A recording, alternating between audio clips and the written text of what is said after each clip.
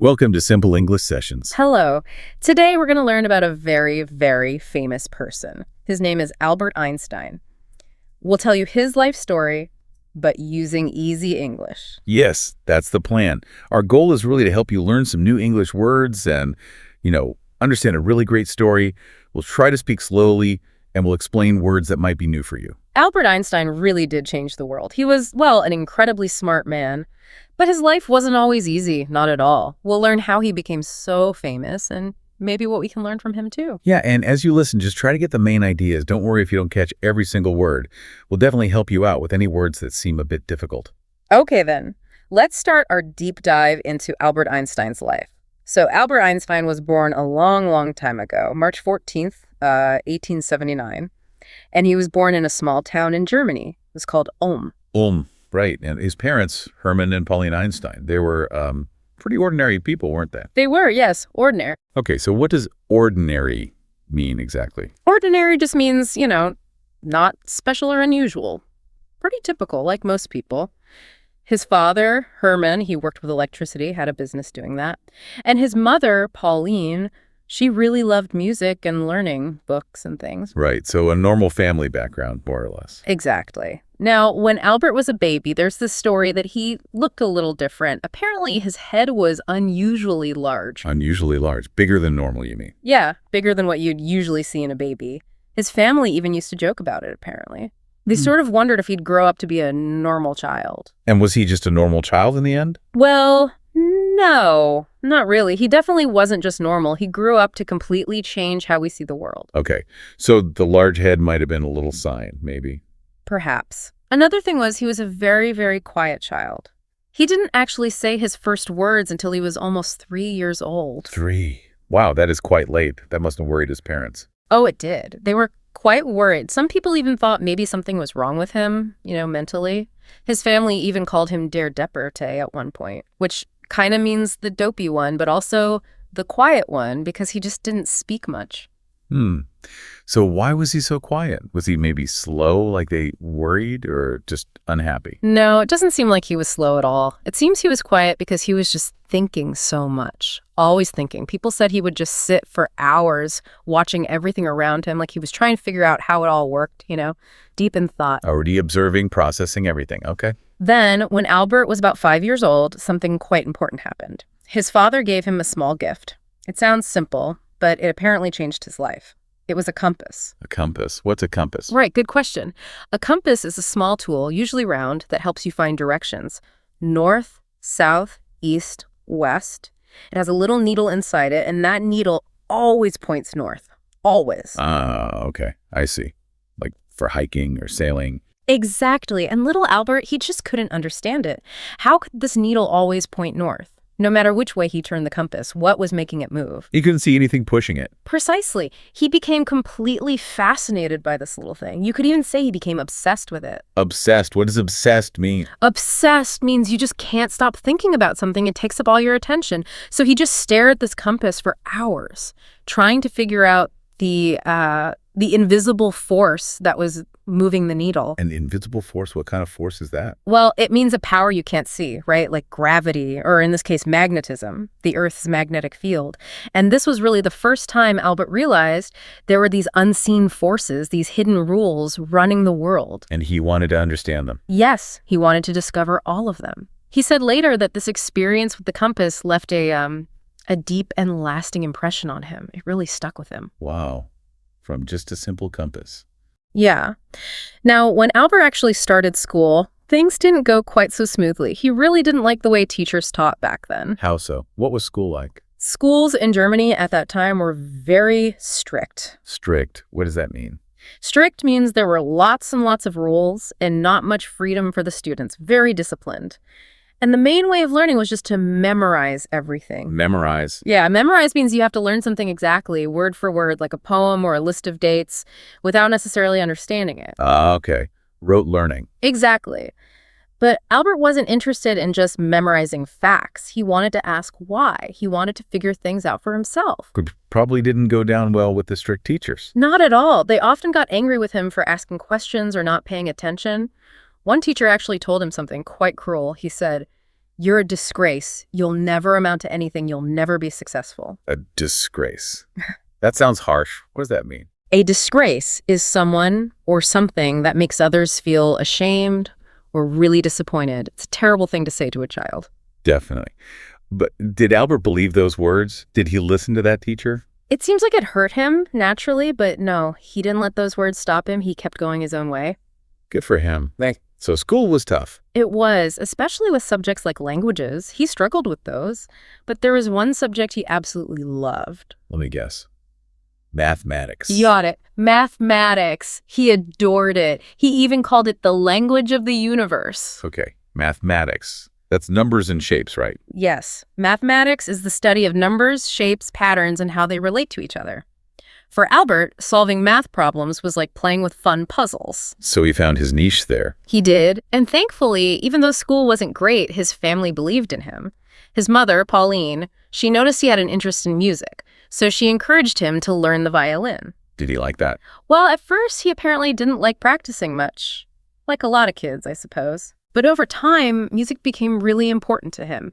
It was a way for him to relax, to clear his head, and he felt it helped him think more clearly about science, too. Interesting connection. And his uncle Jacob was also a big influence. Jacob loved math, and he taught Albert in a really fun way, not like the strict school teachers. He apparently told Albert, math is like a treasure hunt. Every problem is a clue that leads you to the solution. That's a much better way to think about it. Isn't it? Yeah. That playful approach really made Albert fall in love with numbers and problem solving. So he wasn't like other kids playing games all the time. Not really. While other kids were out playing, Albert often spent hours just reading books, especially about great scientists. He was always imagining how the world worked. He dreamed of making big discoveries himself one day. Daydreaming about science. Exactly. And this led to another one of those really big questions he asked himself. One day, maybe walking home from school, he wondered, what would it be like to ride on a beam of light? Ride on a beam of light. What a strange thought. It is, isn't it? But that question really stuck with him for years and years. It seems like such a simple, almost childish question, but it was the very beginning of his journey to understand light and space and time. It led, eventually, to his most famous ideas. Okay, so fast forward a bit. When Albert was 15, his life got quite difficult again. His father's business failed, unfortunately. The family lost their money. Oh dear, that's tough. It was. And the family had to move away to Italy to try and start over. But Albert, he stayed behind in Germany. The plan was for him to finish his school there. All alone, at 15. Yeah. And he hated it. He missed his family terribly, felt really lonely, and he still disliked that strict German school. He was very unhappy. I can imagine. What did he do? Well, eventually, he just couldn't stand it anymore. He decided to leave school without getting his diploma. Wow. That sounds like a really risky decision. It absolutely was. Risky, what does that mean? Risky means it involves danger or a chance of something bad happening, like losing your chance for a good future. Exactly. Leaving school like that back then was definitely seen as risky. So instead of school, what did he do?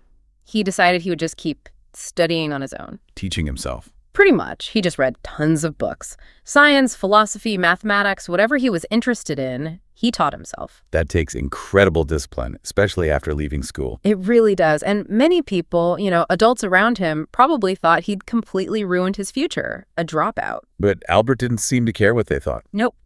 He seemed to believe that learning was the important thing, not just following rules or getting a piece of paper. He followed his own path. He did. And even at 16, just a year after leaving school, he wrote his first scientific paper. His first scientific paper. At 16. What's a scientific paper? A scientific paper is like a formal report where a scientist writes down their new ideas or discoveries to share with other scientists. Okay, so he was already doing serious thinking. He was. Now, the paper wasn't perfect. It wasn't published in a major journal or anything, but it clearly showed his amazing potential. Potential. What's that? Potential means you have a strong natural ability or quality that could develop and make you successful in the future. People could see he had huge potential. Got it.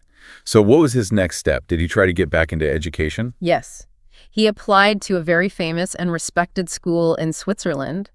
It was called the Swiss Federal Polytechnic School in Zurich, a really prestigious place. Prestigious, does that mean like Famous and important? Exactly. Prestigious means it's highly respected, has a great reputation. Getting in there was a big deal. So did he get in? Well, not the first time. He actually failed the entrance exam. He failed. After all that self-study, why? It wasn't because of his science or math he did well in those. He failed because he struggled with the other subjects, things like French and history, the non-science parts. Ah, okay. So did he give up then? Go back to being a dropout. No way. Instead of giving up, Albert decided he just had to try again. He buckled down and worked harder than ever, specifically on those weak areas. He refused to let that failure define him. Precisely. That phrase, failure define him, means he wouldn't let one setback, one failure, make him believe that he was a failure overall. He kept going. That's really inspiring. His early life sounds like it was full of struggles. It really was. Lots of doubts, people not understanding him, facing rejection and failure. Rejection? What's that? Rejection means being refused or not accepted. Like when the universities didn't give him a job later or when he failed that first exam. Okay. But he had something special inside. Absolutely. Yeah. His incredible curiosity, his determination, that real love for learning, that's what kept him going through it all. So after leaving Germany and that tough time, he eventually ended up in Switzerland. And Switzerland was quite different. Its education system was known for being more modern, less rigid than Germany's. More freedom for students to think. Exactly. Students were actually encouraged to think for themselves. It was a much better fit for someone like Albert. So he tried again for that big school in Zurich. He did. At age 17, he took the entrance exam for the Swiss Federal Polytechnic School again, and this time he passed. Fantastic. So plain sailing from there. University life. Huh. Not quite. His troubles weren't completely over. Even though he was finally at one of the best science and engineering schools in Europe, Albert's rebellious nature still made things tricky. Rebellious nature? What do you mean? He didn't like following rules. Pretty much. Rebellious nature means he tended to resist authority and didn't just follow the rules or traditions blindly. He absolutely loved studying physics and math, the subjects he was passionate about. But the other required subjects, not so much interest. So he wasn't the perfect student? Far from it in some ways. His professors didn't always understand his way of thinking. Some actively disliked him because he questioned their methods or didn't seem to follow the standard way of doing things. One professor apparently told him, "You are a smart boy, Einstein, a very smart boy, but you have one great fault. You do not let yourself be told anything." Basically, he lacked discipline in their eyes. He learned his own way. He really did. He often skipped lectures if he found them boring or preferred to study the topic himself from books. Skipped lectures. Just didn't go to class. Right. While his classmates were diligently following the official curriculum. It's a curriculum. A curriculum is the set plan of subjects and lessons that are taught in a school or university course. Got it. So while they followed the plan. Albert was off exploring deeper questions on his own time, like what is light, really? How does time actually work? Why does gravity pull things down? Big fundamental questions, not just textbook problems. Exactly. These weren't ordinary questions for a student, and most professors weren't focused on them either. But he found someone to discuss these ideas with. Yes, crucially. During his time at the Polytechnic, he met a young woman named Mileva Maric. She was actually the only woman studying physics in their class, which was very unusual back then. Wow. She must have been brilliant, too. She was very intelligent, and she shared Albert's deep passion for science. They became very close. They'd spend hours and hours just talking, debating scientific theories. Theories? What are those exactly? Theories in science are big ideas that try to explain how something in the world works. They're based on a lot of thinking, evidence, and observation, but they're always open to being tested or improved. Okay. So they discussed these big ideas. They did. Mileva wasn't just a classmate. She became his intellectual partner, his closest companion. Closest companion, like a very best friend or partner. Yes, exactly that. A very close friend and intellectual equal. They really inspired each other. They dreamed of making important discoveries together. Albert even wrote to her once, saying something like, "How happy and proud I will be when the two of us together have brought our work on relative motion to a victorious conclusion." So they were a team. For a time, yes. So in 1900, Albert graduated. He was 21, had his physics degree. He was excited, ready to start his career as a scientist. But life had other plans, you mentioned. Yeah, life wasn't that simple. He couldn't find a proper job in science. He applied to lots of universities, hoping to become a professor or a researcher. but he kept getting rejected. Rejected? Why? He had the degree from a top school. It seems those professors he didn't impress, the ones who thought he lacked discipline, didn't give him very good recommendations. Oh, recommendations. Those are like letters saying you're good, right? Exactly. Positive statements about your ability and character, usually from teachers or former employers. Without strong ones, getting an academic job was tough. So that must have been a really hard time for him. Very discouraging. Oh, absolutely. Imagine working so hard, being so brilliant, and just facing rejection after rejection. It was a painful period. But again, Albert didn't give up. He took whatever odd jobs he could find just to earn some money and support himself. Teaching temporary jobs, tutoring. Until something more permanent came along. Yes. Finally, in 1902, he found a steady job. He started working as a clerk at the Swiss Patent Office in the city of Bern. A clerk and a patent office. What are those? Okay, a clerk is basically an office worker who does paperwork, filing, administrative tasks, not a high-level job. Right. And a patent office is the government office where people register their new inventions. Inventions, like new machines or ideas. Yes, new things people create or figure out. And they submit patent applications, the official papers, to register their invention so nobody else can copy it legally. Einstein's job was to read these applications and help decide if the invention was truly new and worked. Okay. So not physics research then? Not at all. Nothing directly to do with his passion, theoretical physics. At first, he was probably quite disappointed. He wanted to be a scientist, not an office clerk. But he made the best of it. He really did. Instead of just complaining, he realized the job had an advantage. It wasn't too demanding mentally, and it gave him a steady income and, crucially, free time. He used that free time, sitting at his desk in the patent office, to think about his own scientific ideas. He started calling the patent office his thinking lab. His thinking lab. I like that. Yeah. So while he was evaluating other people's inventions, he was secretly working on his own revolutionary ideas about light, time, space, and energy. He was absolutely determined to follow his dream, even if it meant working late into the night after his day job was done. Incredible dedication. What about Mileva during this time? They got married in 1903, just a simple wedding, and soon after, they had their first child who survived infancy, a son named Hans Albert Einstein. So family life and a day job. Was money still tight? Yes, it seems so. His salary as a clerk wasn't huge. They lived in a small apartment in Bern and apparently struggled to make ends meet sometimes. Did his friends worry about him, still chasing these physics dreams? Yeah, apparently friends often told him, Albert, focus on your job, try to get promoted, give up this science stuff. But he wouldn't listen. He refused. He supposedly said something like, I would rather struggle for my passion than live comfortably without purpose. He needed that intellectual quest. Wow. And it paid off, didn't it? That period in the patent office. It paid off spectacularly. Despite the hardships, he kept working on his theories in his thinking lab. And then came 1905. He was 26 years old. In that single year, he published a series of scientific papers that would literally change the world forever. Scientists now call it Einstein's Annus Mirabilis. His miracle year. What was so special about it? What did he publish? Okay, there were 4 major papers, but let's focus on 3 huge things. First, the photoelectric effect. Photoelectric effect. It sounds complicated. It is a bit, but the core idea was revolutionary.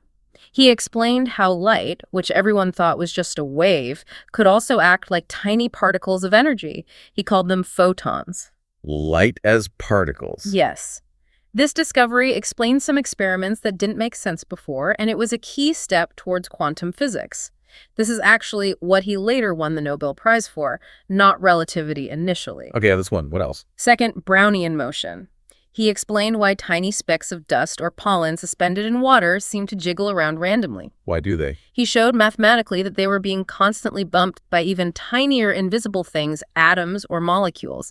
This was really strong proof that atoms actually existed, which wasn't fully accepted by everyone back then. Brain atoms exist. Right. That's big too. And the third one, the most famous. The third one was the special theory of relativity. This was the one that really blew people's minds.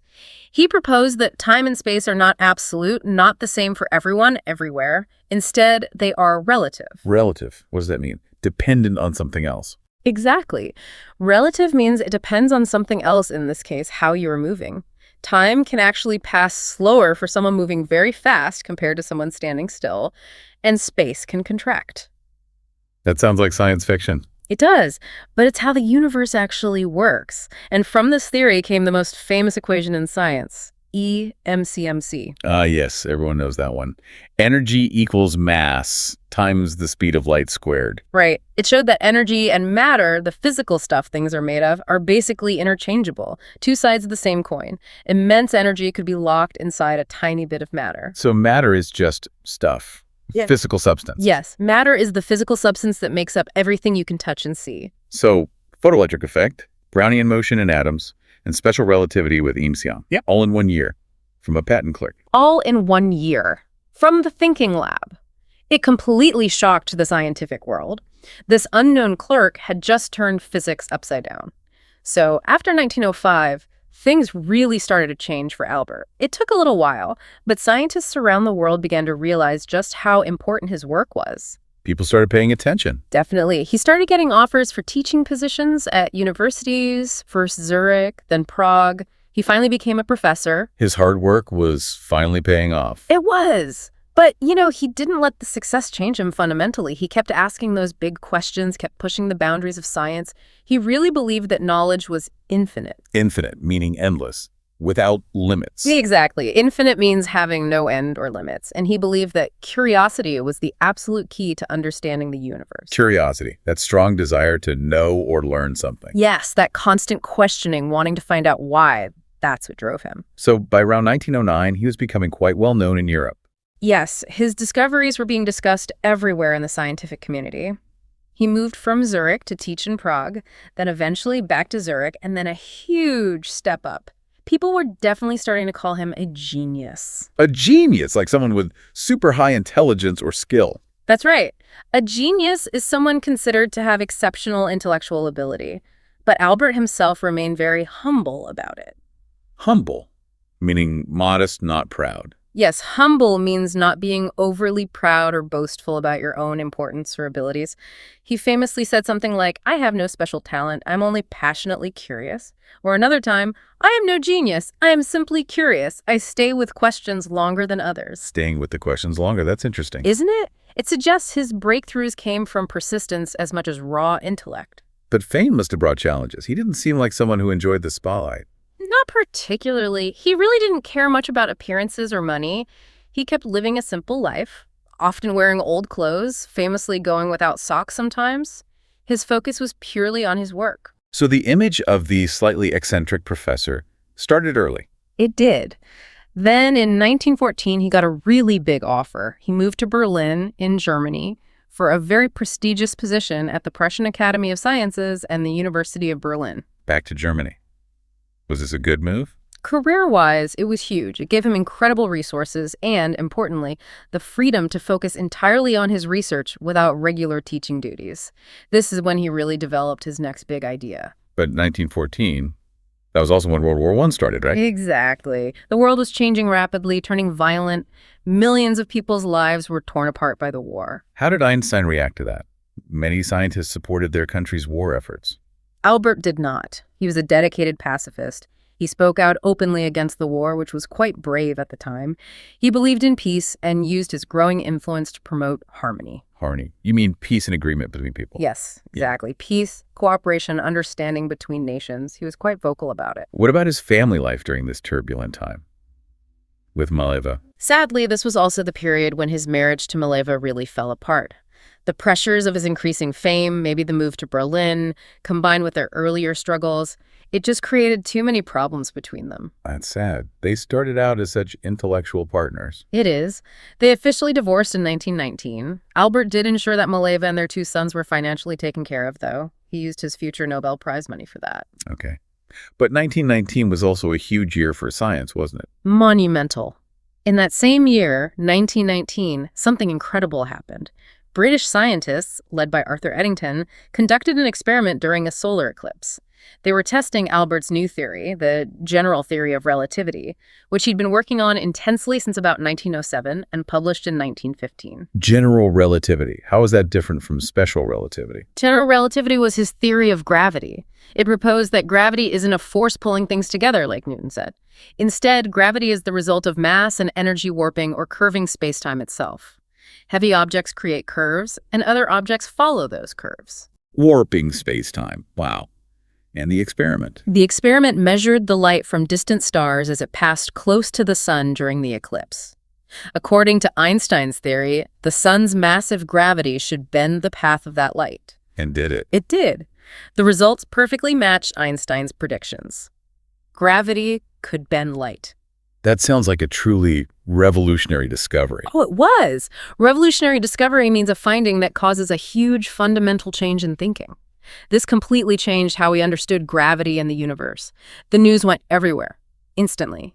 Albert Einstein became a global icon almost overnight. A global icon. Yeah. Meaning famous and admired all over the world? Yes, like a symbol known everywhere. Newspapers across the globe had headlines like Revolution in Science, New Theory of the Universe, Einstein's Theory Triumphs. So he went from respected scientist to worldwide celebrity. Pretty much, yeah. For the first time ever, really, a theoretical physicist was treated like a movie star. How did he handle that? You said he's humble? He handled it with his typical wit, but also with an awareness of the tricky politics of the time. When asked about his fame and the confirmation of his theory, he made a very clever remark about prejudice. Prejudice, what's that? Prejudice means having a strong dislike or unfair opinion about someone or a group, usually without a good reason, often based on things like their race, religion, or nationality. Okay. And what did Einstein say? He said something like this. If his theory had been proven wrong, the Americans would say he was a German scientist, and the Germans would say he was a Jewish scientist. But since it was proven right, the Germans would proudly claim him as a German, and the Americans would celebrate him as a Jewish scientist. Pointing out how people's perception of him could change based on whether he was useful or successful and tied to his identity. Very sharp. Very sharp indeed. It showed his cleverness, but also the anti-Semitism he was already experiencing. So the 1920s saw him traveling a lot. Yes, he traveled the world giving lectures, meeting other scientists, dignitaries. He went to the United States, Japan, Palestine, South America, all over Europe, sharing his ideas, inspiring people. And using his fame for other causes, too. Absolutely. He continued to advocate strongly for peace and international understanding. Advocate, meaning to publicly support something. Yes, to advocate is to publicly support or recommend a particular cause or policy. He advocated for pacifism and disarmament. He also supported the rights of minorities and helped refugees. Minorities and refugees. Minorities are smaller groups within a society who might be different from the main group because of their race, religion, or origin. Refugees are people forced to leave their home country because of war, persecution, or disaster. Einstein became a voice for many who were voiceless. A scientist with a strong social conscience. Very much so. Yeah. But as his fame grew, so did the criticism, especially back in Germany. Criticism, people disagreeing with him or attacking him? Yes. Criticism means expressing disapproval or finding fault. Some found his political views too naive or idealistic, and others, driven by anti-Semitism and nationalism, actively tried to discredit his scientific work. Discredit? Like try to make people stop believing his theories were true or good. Exactly. They attacked relativity theory, calling it Jewish physics to try and undermine it. It was politically motivated pseudoscience. How did he respond to those attacks? With remarkable grace, but also firmness. He once famously said, "Great spirits have always encountered violent opposition from mediocre minds." Mediocre minds, meaning average or not very intelligent people who resist big ideas. That's the idea. People with mediocre minds are often those with average or limited thinking who feel threatened by or can't grasp new, challenging concepts. He saw the attacks as coming from that kind of resistance to truly great ideas, but things got much, much worse in Germany. In 1933, the Nazi regime came to power. The Nazi regime, that was the government led by Adolf Hitler, right? Extremely dangerous, especially for Jewish people. Extremely. The Nazi regime was a brutal dictatorship built on racism and violence. As a famous Jewish scientist who was also an outspoken pacifist, Einstein was in immediate, grave danger. They targeted him specifically. Oh, yes. The Nazis publicly denounced his work, burned his books and public spectacles, and labeled his groundbreaking theories as degenerate Jewish science. He couldn't stay. So he had to flee. He had to. He was actually visiting the U.S. when Hitler came to power, and he knew he couldn't go back. He eventually settled in Princeton, New Jersey.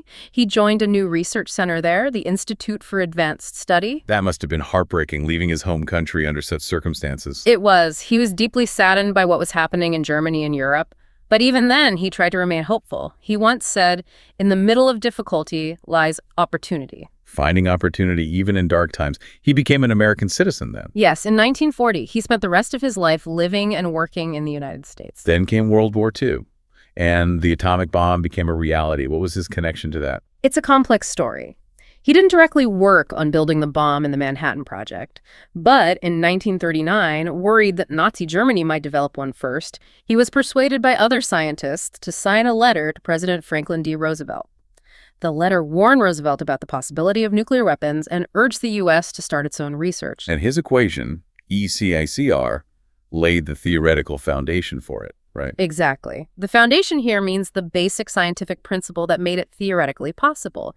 His equation showed the immense energy locked within matter. How did he feel when the bombs were actually used on Japan in 1945? He was horrified, deeply troubled, and filled with regret that his scientific work had played even an indirect role in such terrible destruction. Destruction meaning causing huge damage and ruin. Yes. After the war, he became one of the world's leading voices arguing for nuclear disarmament. Nuclear disarmament, getting rid of nuclear weapons completely. That was his goal.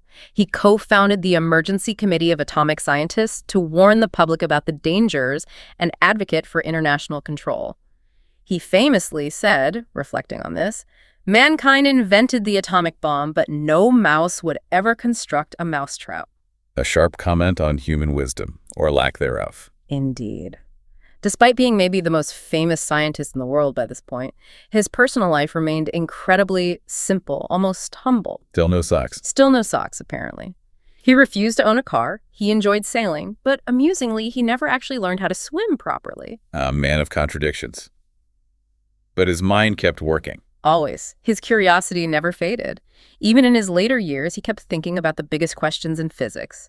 Things like the nature of black holes. Black holes, those super dense objects in space where gravity is so strong, nothing escapes. Exactly. And even things like the possibility of time travel, though that was more theoretical exploration, he was always pushing the limits of what we knew. What was his main focus towards the end? His biggest scientific goal in his later years was to find a single, unified theory, sometimes called a theory of everything. He wanted to unite all the fundamental forces of nature, gravity, electromagnetism, etc., into one elegant mathematical framework. Did he succeed? No, unfortunately. It was an incredibly difficult challenge, and it remains one of the biggest unsolved problems in physics today. But he kept working on it relentlessly. Even when his health was failing? Yes. He continued working, thinking, writing, right up until the very end. Albert Einstein passed away on April 18th, 1955. He was 76 years old. Did he say anything profound at the end? Apparently his last words were spoken in German, but the nurse attending him didn't understand German, so sadly we'll never know what they were. Looking back, Albert Einstein's impact on science, on world peace, on just humanity, it's truly unparalleled, isn't it? Unparalleled, meaning nothing else like it. Unique. Exactly. Unparalleled means having no equal or match. Completely unique. His story leaves us with so many important lessons. What would you say are the main takeaways? Well, first, I think it shows how struggles can actually help us grow and become great. He faced so much rejection, people laughing at him, even war. But he never, ever gave up on his dreams. That's perseverance. Perseverance. Can you explain that? Sure. Perseverance means you keep doing something, keep trying, even when it's very difficult or takes a long time. You don't quit easily. Einstein had incredible perseverance. Okay, that's one. What else? Second, the power of curiosity. He taught us the importance of always asking why, of questioning everything and seeking answers no matter how hard they seem to find. Curiosity drives progress. Yeah, third point. I think his humility is really powerful too. Even when he was the most famous scientist on Earth, he stayed grounded, simple.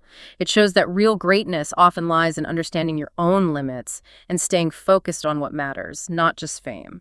So yes, he was a genius, absolutely. But his life was about so much more than just being smart, wasn't it? Exactly. Today, his name is basically synonymous with the word genius. Synonymous, meaning they have the same meaning. Yes, synonymous means having the same or a very similar meaning. When people say genius, they often think Einstein. But his story, as we've seen, is really about that perseverance, about courage, about believing that one person, by thinking differently, can actually change the world. It's practice that greatness isn't about being perfect, maybe. Definitely not. It's about being passionate, being persistent, and not being afraid to challenge what seems impossible. He left us with so many profound thoughts, too. He did. One of my favorites is, try not to become a person of success, but rather try to become a person of value. That is a really important idea, isn't it? Makes you think, what does that mean for your own life? Yeah. For all of us listening, how can you try to be a person of value? Something to reflect on, for sure. We really hope you found this deep dive into Albert Einstein's life interesting, maybe even inspiring. And we hope it helped you learn some new English words along the way. Keep being curious, keep learning, just like Einstein. Yes, keep learning every day. Goodbye for now.